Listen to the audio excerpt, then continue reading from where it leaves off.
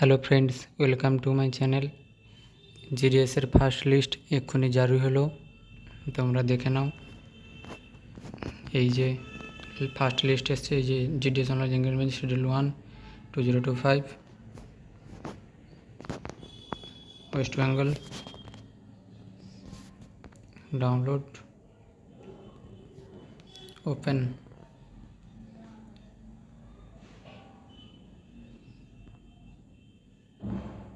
এই যে first list জারি হয়ে গেছে, দেখে নাও কার নাম আছে।